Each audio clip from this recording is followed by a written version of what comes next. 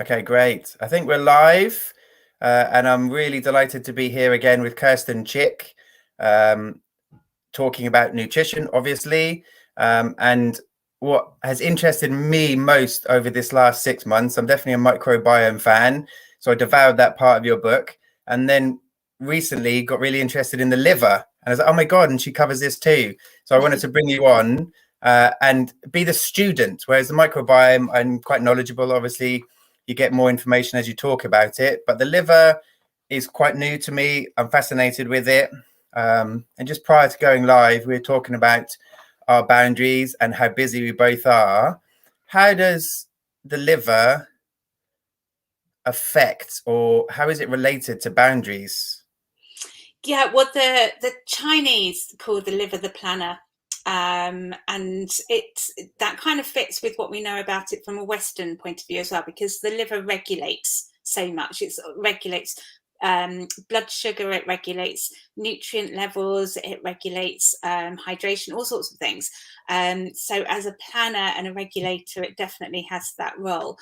And it likes to have everything in its place and everything regulated and working nicely, as do we. So when we get overloaded with work, life, things to do, and we feel kind of really backed into a corner, the liver doesn't like that either. The liver can also get very quickly overloaded and feeling like it's backed into a corner. So what we both need, kind of us and our livers as part of us, is space. So we need to actively create that space around us in order for our livers to be happy. It kind of works both ways as well. So we were just talking about how this time of year we both like to make sure that we're not overcommitting ourselves, and that we have some space in our lives, but it doesn't always work out like that. So we were both just going, Yeah, we both oh, my agree. life's too busy at the moment. It's busier than I wanted it to be. And yeah, that will very much reflect in your liver. So those boundaries that help you to maintain your space are really key. Okay, great. I'm going to just nerd out with you a bit longer about the Chinese medicine, wood and liver. Could you just, for people that aren't so familiar with it, just talk about the color, the season, the emotion for someone with a healthy liver and manifesting healthy qualities? Yeah, so the liver relates to wood element, as does the gallbladder. The gallbladder kind of nestles in the liver and helps it do one of its main, or a couple of its main jobs. And it relates to, so the Chinese wood element, which relates to springtime. And springtime is that time of year we've been quite dormant and undercover and closed in our caves for the winter. Springtime, everything goes kind of whoosh, here we are. Everything's growing, all the plants are coming out. It's a wonderful time of year, and that whoosh of energy is kind of matched or facilitated by the liver just keeping things moving and flowing in our bodies. So our liver processes things. It processes all of the nutrients that come in. It processes all of the toxins that goes out. It decides what to do with them all. So it does keep everything moving and flowing. So if we're in a really good place with that, then when spring comes along and everything goes whoosh, we're ready to go whoosh with it. And then we can move forward to the summer months where we get more creative and we produce the fruits of our creativity, and then so on as the year goes around. So in terms of other qualities that relate to, so that's the healthy liver. Yeah. So when the healthy liver is singing, all of that's happening, that wonderful flow and energy. The opposite of that is the liver getting really stuck and overwhelmed. And then we can feel quite stuck and overwhelmed. Mm-hmm. And especially if we're so stuck and overloaded that we can't regulate things properly, we can't plan things properly, then we can get quite frustrated and angry, irritated. Mm. And those are the emotions associated with the liver. if that anger gets suppressed, actually that can go to depression as well. Now, emotions aren't good or bad, they're just what they are.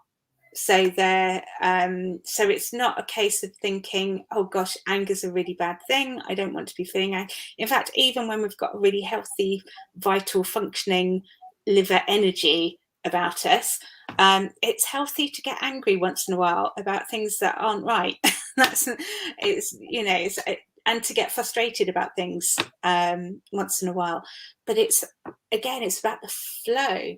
Does that anger flow in an easy way through us? Does it manifest in something that is going to help us create change or help us process the situation?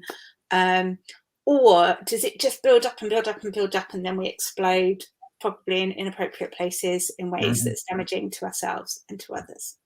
So it's about appropriate expression and moving through these emotions as well, not getting stuck and being angry and resentful for the rest of your life. But yes, it's how we deal with these. So that's the general qualities, the emotion that goes along with it. The season is springtime, and like the springtime, the colour is green. So we see a lot of green emerging through in the springtime, and that colour matches that wood element, that liver energy. And we find a lot of green foods are supportive of liver. And that also crosses over a lot with what we know from kind of modern Western types of approaches to health and medicine as well. So in the Chinese, if it's green, it's going to support the liver, and that goes for foods. And we also know that green leafy vegetables contain loads of the nutrients that you need to support your liver too. We also know that it's not just food, it's environments as well. So wearing green clothes, having some green cushions. Yes, exactly. Having some green cushions around. That's probably the bit of you subconsciously going, no, I need a bit more space in the build up to Christmas. So you're supporting you're nurturing your liver a bit subconsciously there, perhaps. So yeah, this green, but if it's just lots of green everywhere, you'll push the imbalance in the opposite direction. The chapter in my book that you referred to about the liver, I've called it liver whispering, because we don't really want to push the liver to extremes either. We want to gently nurture it in the direction it needs to go. Brilliant. That was such an... No, you go. Oh, did you say flavour as well? Taste? Did you want that one? Go on then. Okay. Yes, please. There's one more thing to mention then is flavour, sour things. So lime is a perfect example. It's green and it's sour. Yeah. A lot of your fermented foods are sour. Yeah. So they're going to be nourishing the liver as well. And again, it's that case of not too much sour, because we don't want to kind of like boot the liver into action. We want to gently nudge it into action. So little bits of a sour kick. There you go. That was such a complete answer. I think we can finish there. And for people that are interested in the Chinese medicine, that would have been fascinating. And you covered all bases. As you were speaking, my stuck energy went overwhelmed, taking too much on. So I see where... Do you have any, not quick fixes, like you say, it's got to be slow, but what would you recommend for someone that is feeling a bit stuck and a bit overwhelmed, having not had the boundaries and taken too much on? What would you recommend? You've kind of answered it a bit, but I just want to see if you have any other tips. I'd say the first thing is to think how you can just immediately lighten your load. So it might be in terms of what you're doing in your life, what commitments you've taken on, saying, okay, actually this thing, I said yes to it, but actually can I do it next week instead, or next month instead? In terms of food, it's the same thing. In terms of nutrition and diet, it's simplifying. So rather than having lots of complex dishes going in all of the time, or you may feel like you're lacking in energy because all of this is wearing you out. So surely you need to eat more food and lots of different kinds of foods, but actually take a back seat, simplify it. Maybe it's not about necessarily fasting, but lightening your load, eating a little bit less, and creating a bit more space.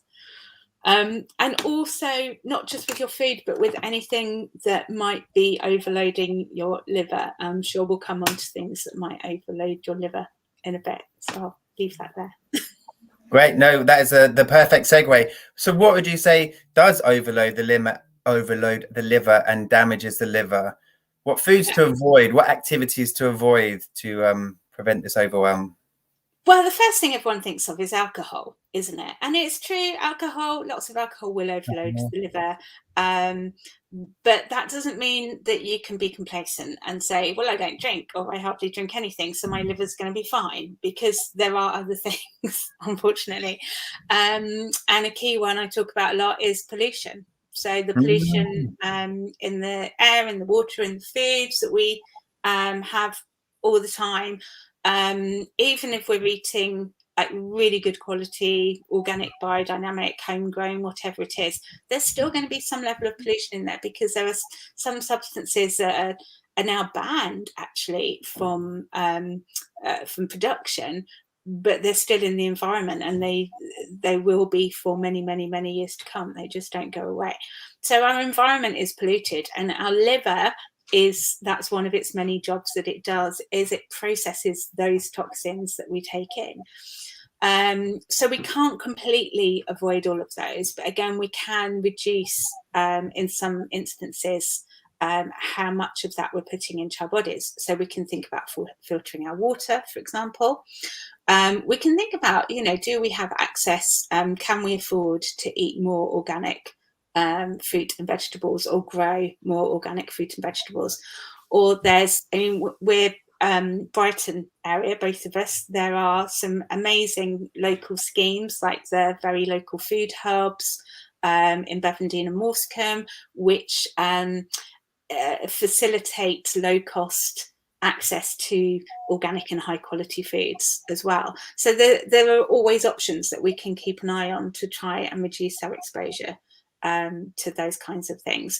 And again, with water filters, you can go for the really expensive all singing, all dancing options, or you can get a jug filter, which does, a lot already, but it's what we can do right now to make that difference.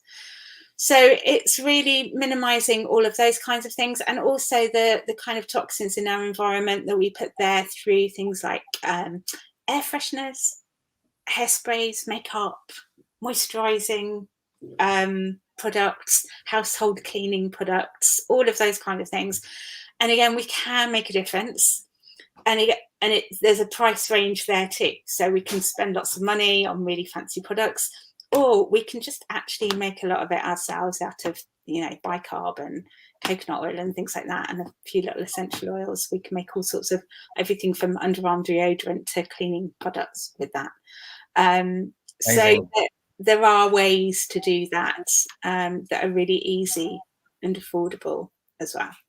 Great. And then from personal interest, how does coffee or caffeine in tea or coffee impact the liver? Yeah, and for most people, in a positive way. Great. Yeah. Yeah, that's what I was looking for. But not everybody, Yeah. and not all the time. So it's again, it's about quantity as well. So for some people, they might find that having a cup or two of coffee a day really helps the liver. Having more than that actually pushes it too much. So there are various substances in coffee that are helpful here. It's got lots of antioxidants. Antioxidants help to protect tissue, and that includes liver tissue. And it also helps to protect tissue everywhere in your body from the effects of everything I've just been talking about. Coffee also contains, or actually kickstarts your liver into producing lots of a substance called glutathione. So your liver, one of its many functions is your detoxification organ. So it detoxifies things like heavy metals, things like pollution in all the things that we've just been talking about. It also breaks down a lot of your hormones, including things like estrogen, for example, and other hormones too. And it does that. So it's fat soluble toxins and hormones, essentially. It takes them through these phases, these 2 phases of detoxification. Phase 1 and phase 2, really simply named. And in both phases mostly use different processes to convert these substances into different things that eventually make them something that can be safely transported out of the body. There's a substance that's in both phase 1 and phase 2, and it's called glutathione. So glutathione is really key for processing all of those things. And coffee increases your production of glutathione. In fact, you don't just make glutathione in your liver. It's so important you make it throughout your body. And coffee really does increase that production. So it can be a really beneficial thing. But less is always more, and the liver is the perfect example of this. So we've already described how the liver likes space. It doesn't like to be beaten over the head with a hammer. It likes to be whispered. And there are many examples that are being explored in scientific trials of nutrients that can be really great for the liver in small amounts, but really terrible in large amounts. Things like turmeric, for example, is a really good example of this. So in certain situations, you don't want a lot of turmeric, you just want little bits, because if you have too much, it will have the opposite effect. And yeah, it's so complex, and we're learning more about this all of the time.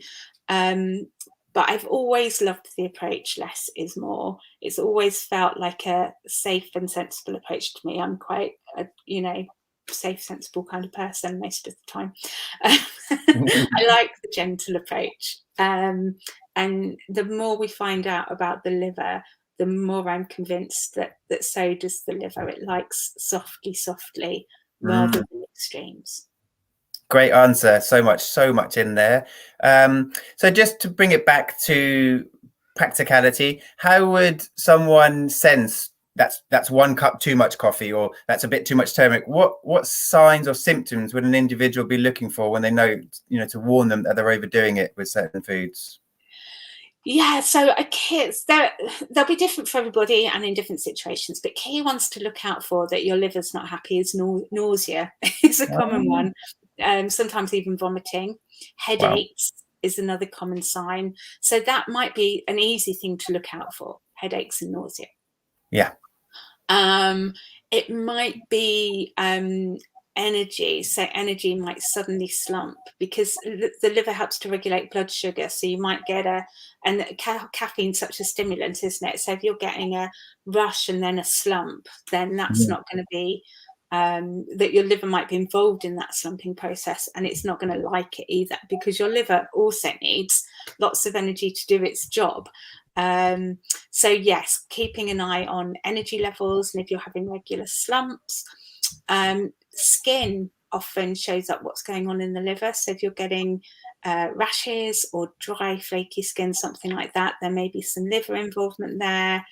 The Chinese talk about the eyes being the orifice of the liver. So if your eyes feel sore, tired, itchy, red, anything like that, and that seems to match up with experience as well. When I've worked with people that have had something going on with their livers, there's often been something going on with their eyes too. So that's quite interesting.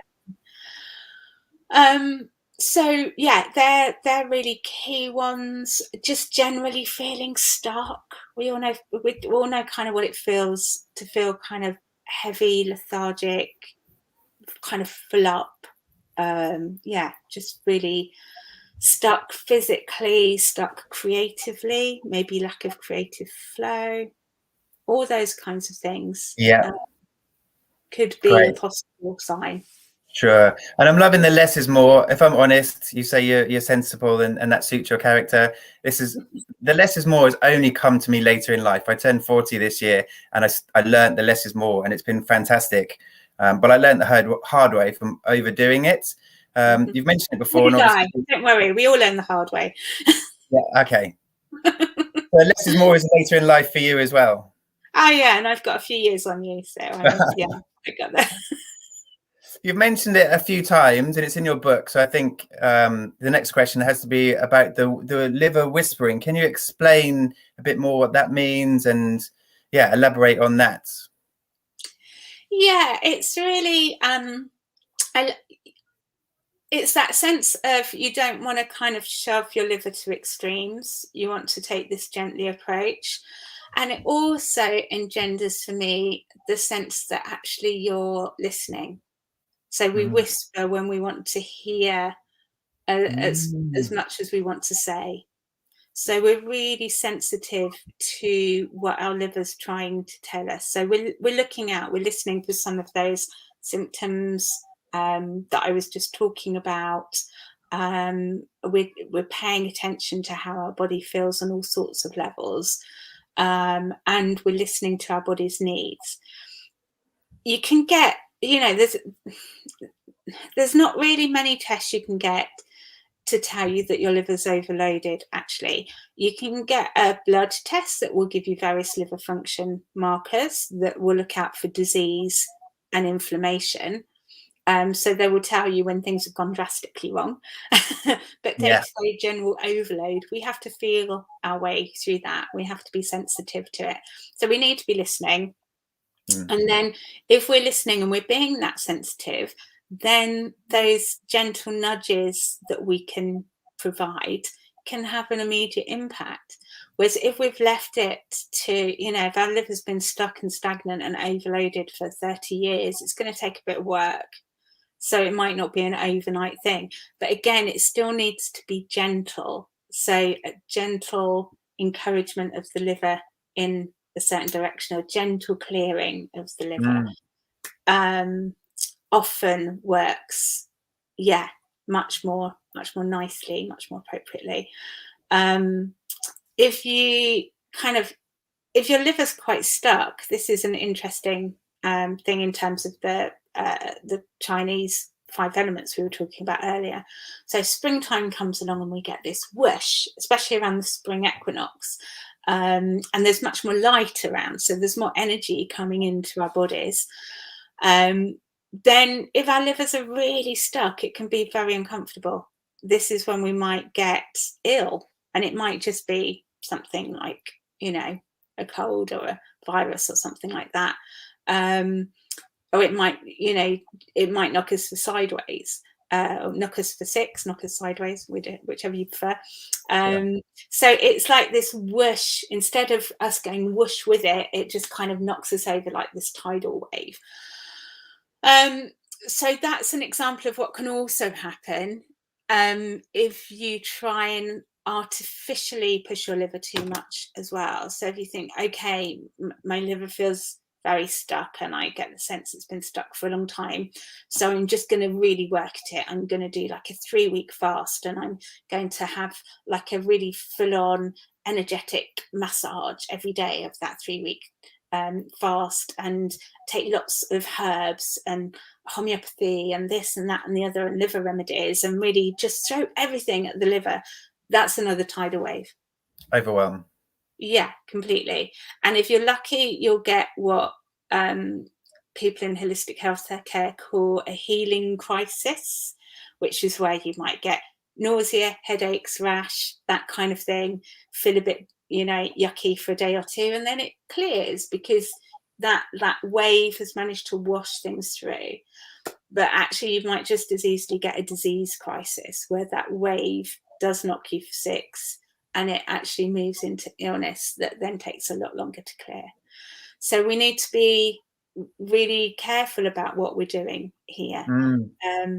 I work with a lot of people with chronic illnesses, and it's really tempting to just say, okay, I want to throw everything at it. I want to do all of these things and all of these things and all of these things. And sometimes that's great. Sometimes that really works for people. But often it's like, no, actually hold your horses, because that overloads, overwhelms, pushes them too quickly. And actually we need to step back, whisper. Yes. I love the whisper. The obvious next question, I was going to save this for later, but have you got any exercises or techniques, gentle, obviously, that you can advise or recommend to people to help move us up better? Yeah, there's lots in Tai Chi and Qigong and yoga that really gently stretches and opens the whole liver area and lines of the body associated with the liver, so they can be really useful. And again, it's having a gentle approach to those as well, rather than okay, I'm going to do this yoga pose that's good for the liver and I'm going to hold it for 20 minutes. It's just gently exploring that kind of stretch instead. Have you come across Hayley North? I know you do a lot of this kind of energetic work anyway, but have you ever done anything with Hayley North? Unfortunately not. We've both been in contact and I want to do a podcast similar with her, and I want to go to one of her retreats. So I know her work, but yeah, she's amazing. I've worked with her for years. She's amazing. You're gonna love her. But yes, she's really great at those kinds of techniques and exercises. I also get people sometimes doing things like castor oil packs, which is a really old naturopathic technique of putting a castor oil soaked bit of fabric, like a compress, on the liver area, a warm hot water bottle on top, not too hot, but just nice and warm. People have been doing that for a very, very long time. No one really quite knows why, but it does seem to be helpful. There's not much science behind it. Wasn't it a mystic? Wasn't it some mystic guy? He adopted it, Edgar Casey. But he adopted it. It wasn't his to start with. I thought it was his kind of recommended it a lot in his readings. But because of Edgar Casey, because everything got written down and filed, there's lots of records of what people did castor oil packs for and what the result was. So we can be thankful to him for those records. But he didn't invent it. We've been doing castor oil packing long before then. Of course. The castor oil doesn't enter the skin, so it's nothing about the castor oil itself having a kind of biochemical impact. But we know that castor oil emits full spectrum white light. So everything emits or reflects light pretty much on this planet. With castor oil, it's full spectrum white light. So the same quality as sunlight, obviously not as bright because we can't see it, but you can measure it with scientific technical instruments. And that goes about 2 to 3 inches into the body. There have been groups of biophysicists for decades now exploring how actually electrons on our cell membranes can actually potentially capture this the energy from this light directly. So my pet theory is that the castor oil packs are energizing the liver or anywhere on the body you want to put it. So, and if nothing else, it's just the most relaxing thing in the world to do, and it makes you stop for half an hour to an hour and do nothing, which creates a bit of space. So even if that's all it's doing, I think that's a nice thing to do. I'm sure it's doing more. You know, you've given your kind of understanding, and it's a complex thing. What benefits, apart from stopping for an hour and relaxing, what would someone feel after a successful castor oil pack? Yeah, well, some people just don't feel anything at all and are they're waiting for the whole world to shift and it doesn't happen, and they're a bit, should something have happened? And it's like, well, no, this is something that's really gentle. It may be that, if you do one a week for a few weeks, then gently, gradually, it will have a really nice impact. Some people just feel really tired, so relaxed that it's a nice thing to do before bed. Some people feel really energized by it. But a lot of people do report feeling that something feels clearer in that area. So that stuck energy now feels a lot clearer.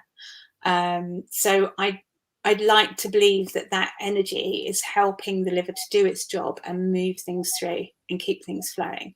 I sometimes get people to do it as well for like chest infections that aren't shifting as well. And they seem to be quite good at clearing that kind of thing for a lot of people too. So So yeah, the energizing theory, I think it's probably doing something like that. Definitely. And it's such a simple technique.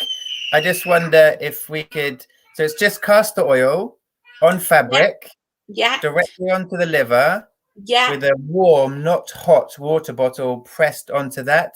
And then you keep it there for half an hour, or could you do longer? Well, thereabouts an hour ideally, but for some people that might be too much. So half an hour is, it's fine. Some people like to keep it on all night for hours on end, which is also fine.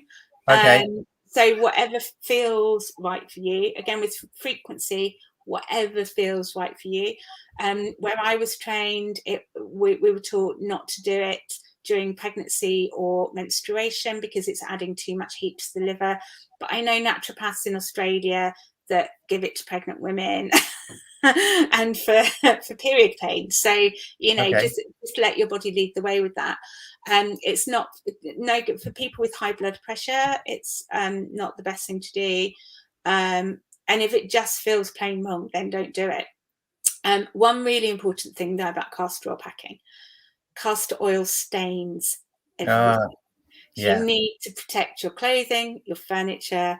Some people say to do this by wrapping yourself in cling film. Don't do that. It's a faff and it's cling film. I just get an old towel or an old blanket. You don't mind getting oily. Wrap that around you. Job done.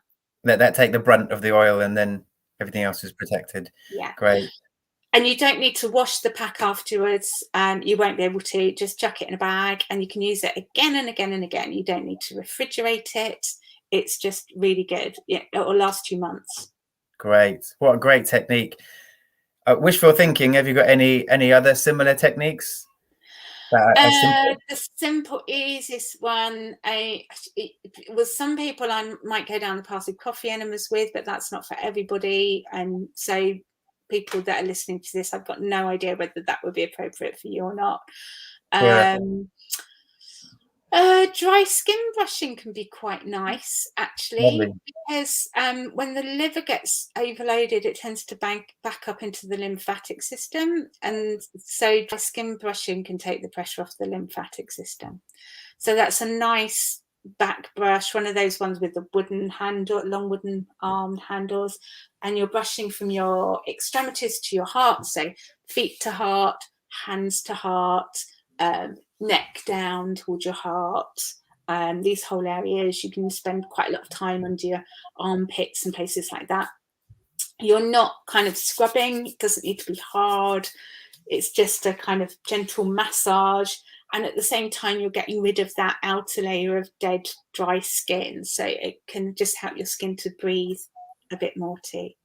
Amazing. I do want to take you back to the coffee enema. Obviously, this is not a recommendation for anyone watching to try this, but my knowledge around that, it's very liver orientated. Could you just let people know what a coffee enema is?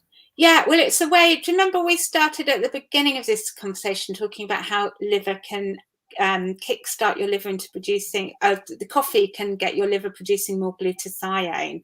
And glutathione is one of your major, most important detoxification substances that your body produces.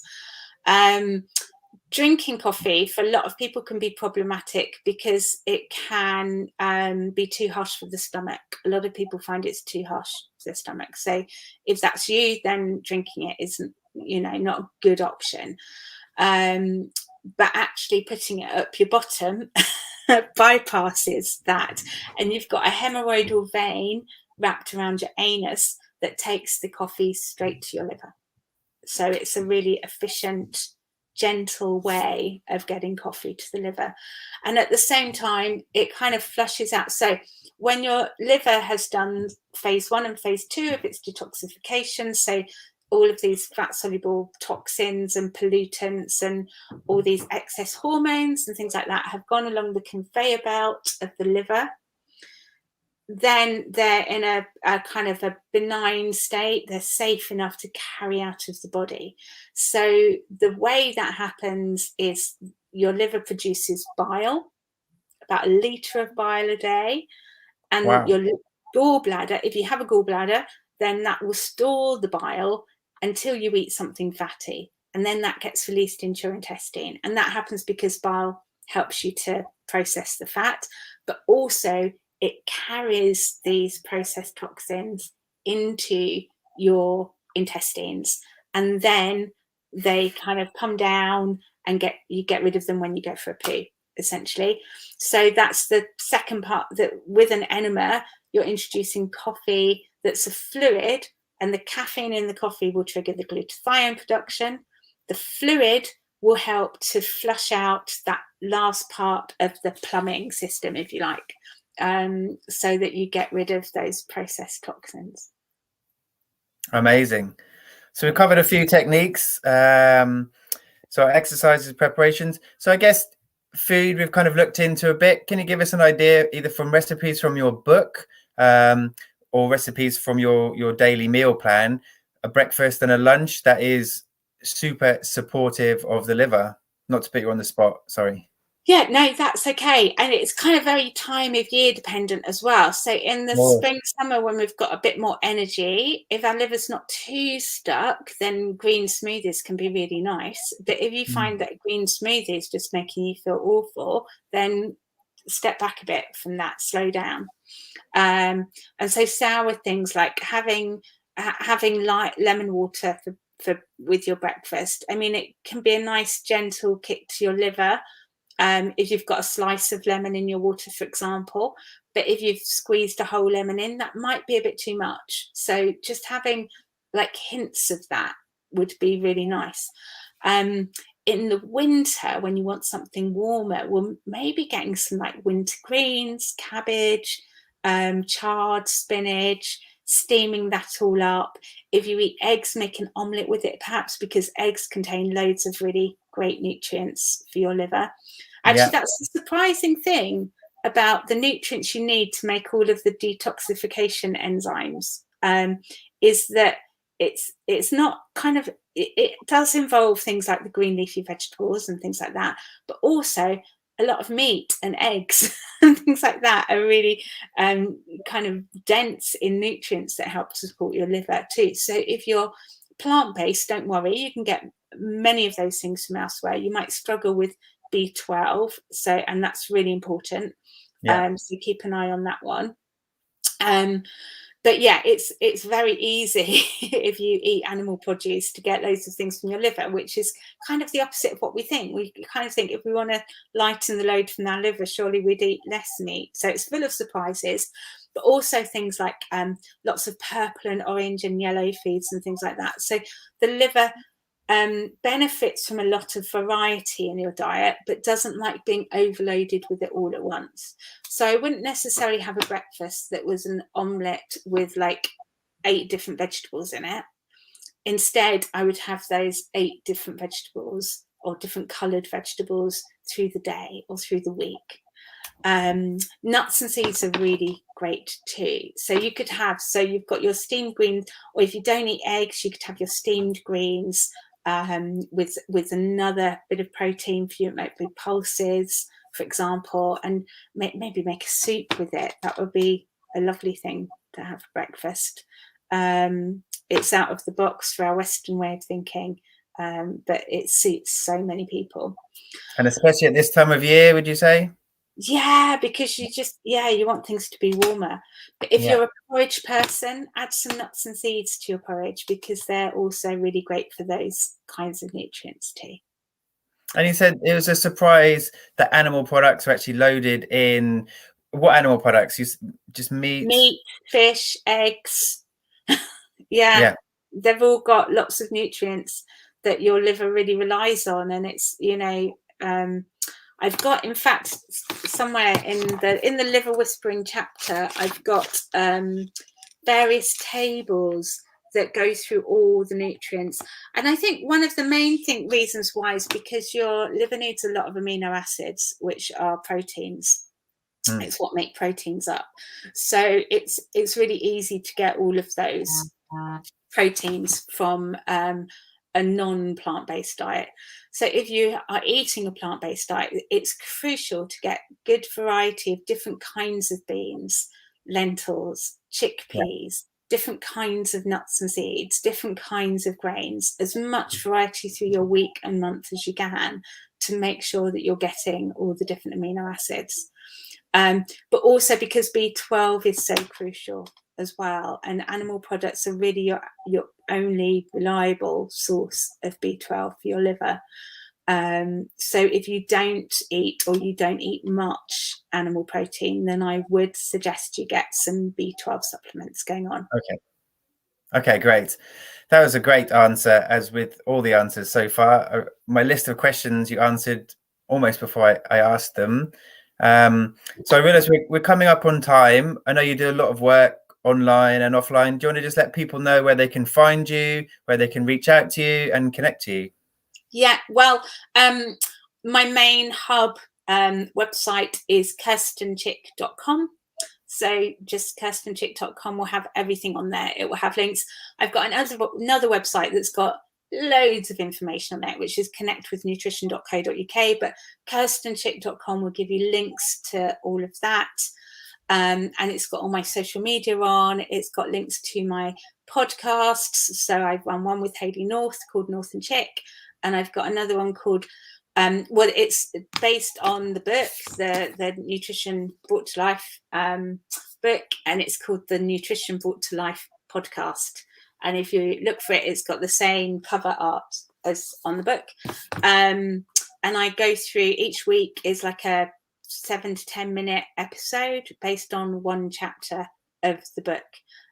So I just recorded one that's all about the immune system, that's going out Friday morning. And you can find those, everywhere. So it's a really good companion to the book, or a preview, or if you're just not someone that reads or likes reading, then instead of the book. Perfect. And do you have a date for when the Liver Whisperer podcast is coming out?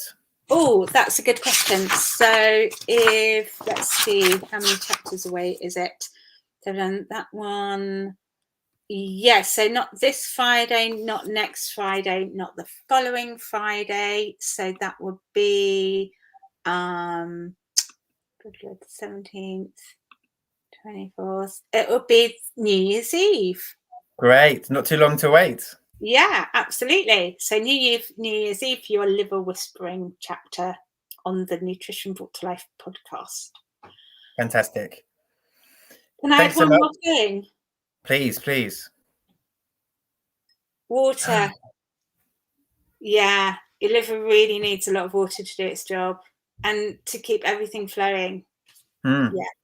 So water's not just about flushing toxins through.